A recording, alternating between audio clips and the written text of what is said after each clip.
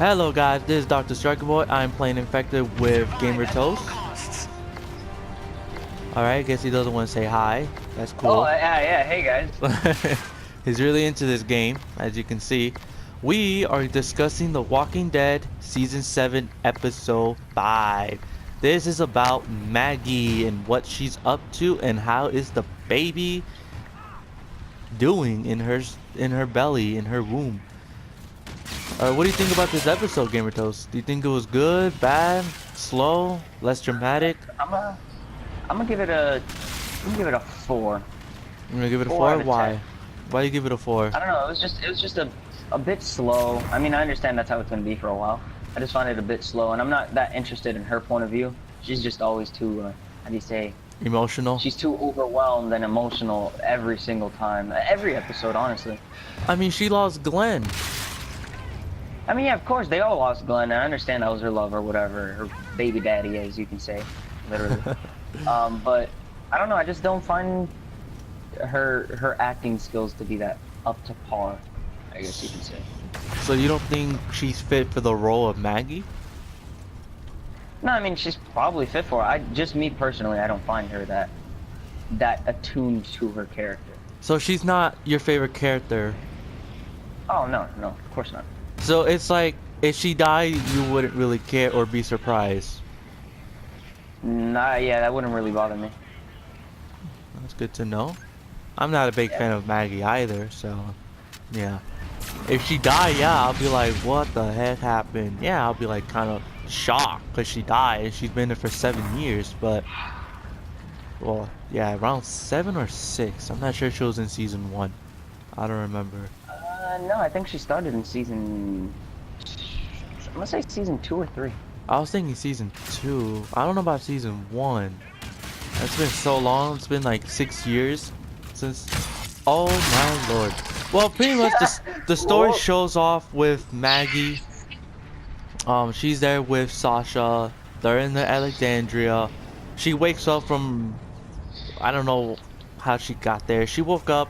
She was in her in the med bed with the doctor. He was checking her out, seeing if the baby's good, and he says yes, the baby is good, the baby's healthy, and that you have nothing to worry about.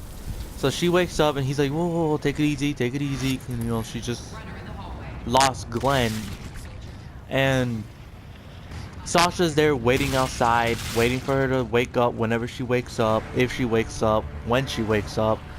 And the doctor proved to Maggie that her baby was alive. So he had an ultrasound, and you know, they checked the baby's heart, and then they heard the heart beating, and she was kind of relieved and that everything's going well. And then she wakes up from the med bed, she gets out, gets dressed, she walks outside, and then you see Sasha there. Sasha's outside waiting for Maggie. She's just there and sitting on the stairs. And then she said, how you feeling, Maggie? And she's like, oh, I'm feeling good. Where are they? Meaning, where's Abraham and Glenn? Where did they bury them? And Sasha took her to where they were buried. Maggie, I guess she got the hold of it, so she didn't cry. And then Sasha gives her a pocket watch. That pocket watch was Glenn, given by Maggie's father, Herschel. For those who know who that guy is, he was a vet doctor. And she was just there looking at it, and then Greg, the leader of the leader of the hilltop, says, oh good, you're awake. So did you guys kill them? Right off the bat, he didn't care how she was doing. He just said, did you kill them? Negan and all the group. And she's like, sorry, I couldn't because there was too many people. We were outnumbered. Like, he's like, how many? Like, more than 100. And he's like, oh man, I knew this was a bad idea. Oh goodness. So then he said, I want you and Sasha out of here. But he didn't call them by their real name. He kept calling her by like saying Maddie and what's her name, you know, like that, like being very disrespectful. And she's like, we can't leave. The doctor said that I need to stay here. And he's like, well, he's not in charge, I am. And he's like, what are you doing burying these people? We don't bury zombies, we burn them. And then Sasha just gives her that disgusting look at Greg, and he kind of got a little bit intimidated by Sasha, and then Maggie hold her back, and then they're just there, and then it goes back to Carl. He's like playing darts in his room, trying to get his anger out because he does not like the lifestyle that he's living. He hates it how they're very defenseless and they can't do anything about it, and he just hates that. It irks him a lot. And Rick says this is how the way it is going to be. You can't do anything to change that. And then, you know, he walks outside, and then you see Michonne, and then he's like, I'll be back. And I forgot what Rick was gonna do. Well, and he kisses her goodbye.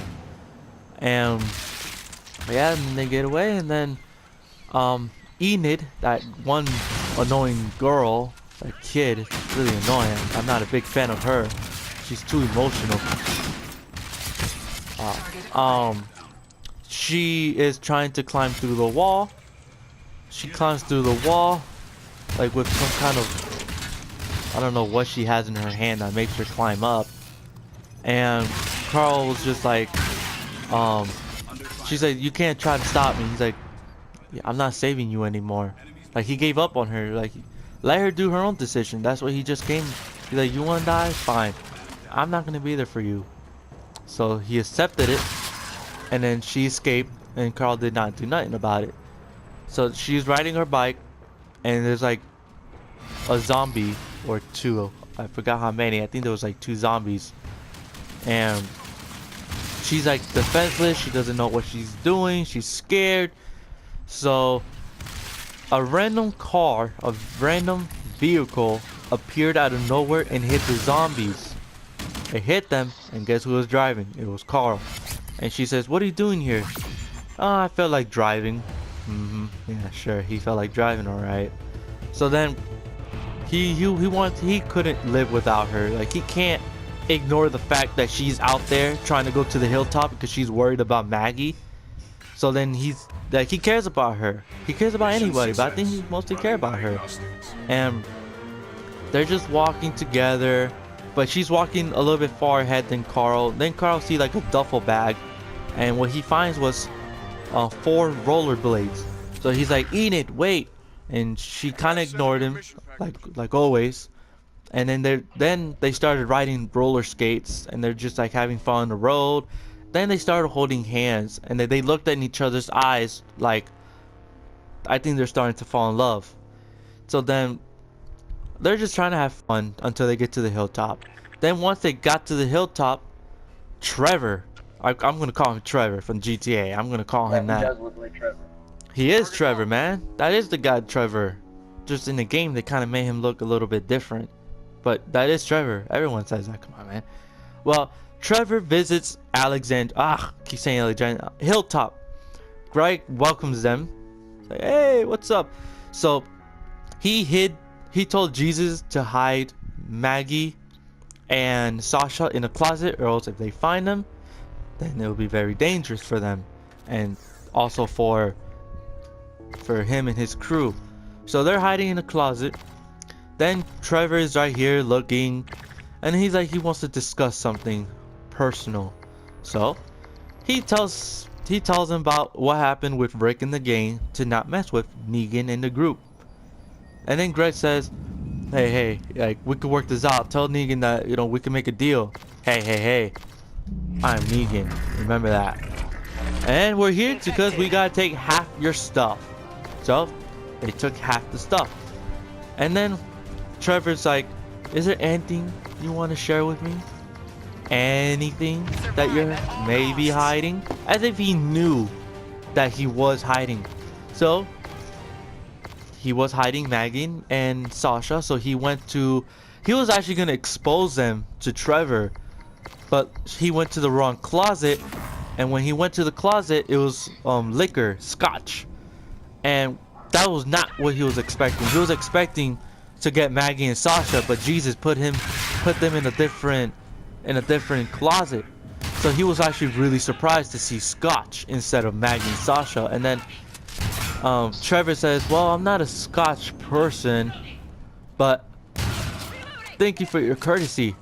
I'll give this to Negan. Oh, I hope you don't care if I tell him that it was me that gave him this and not you. You know, he wants to take all the credit. And Greg is still stunned. Then, everybody was leaving. They were getting all packed up. And then, Carl and Enid made it to Hilltop, but they were kind of hiding in the trees. And they see Trevor in the game, putting stuff up, loading stuff up, and whatnot. And she says, "Come with me," but Carl's like, "Nah, you go by yourself. I'm gonna go home." Sure, he wants to go home. All right. And she's like, "You're lying to me." He's like, "No, I'm not." They looked at each other's face. He kisses her in the forehead, and then she kisses him. Love couples, man. Such a young age. I don't know how I died. And then she walks, and then she was in the graveyard where where Abraham Glenn was buried.